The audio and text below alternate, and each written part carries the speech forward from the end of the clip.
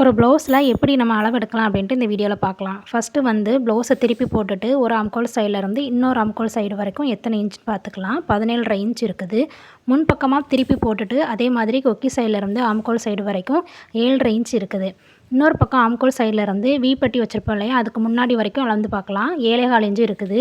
ப்ளவுஸோட உயரம் வந்து நம்ம ஜாயின் பண்ணியிருக்கிற மேலே தையல்லேருந்து கீழே வரைக்கும் பார்த்தோன்னா 12.5 இன்ச் இருக்குது. உள்பக்கமாக அளவு எடுக்கிறதுக்கு ஷோல்டர் ஜாயின் பண்ணியிருப்போம் இல்லையா, அந்த தையல்லேருந்து பட்டி ஜாயின் பண்ணியிருக்கிற தையல் வரைக்கும் 11.25 இருக்குது. அதை அளவு எடுத்துக்கலாம்.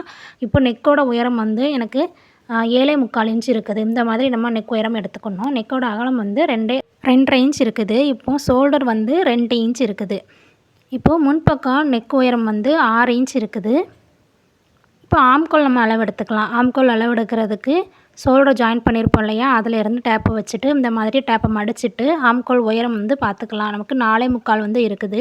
ஸ்லீவ் உயரம் வந்து நம்ம எக்ஸ்ட்ரா கிளாத் விட்டுருப்போம் இல்லையா, தைக்கிறதுக்கு அதில் இருந்து நம்ம அளந்து எடுத்துக்கலாம். ஸ்லீவ் ரவுண்டு, அதுக்கப்புறமா சைடில் வந்து உள்ள அளவு, அதுக்கப்புறமா மேலே வந்து நம்ம கட் பண்ணுவோம் இல்லையா ஆம்கோல் ரவுண்டு, அது எல்லாமே நம்ம அளந்து எடுத்துக்கலாம்.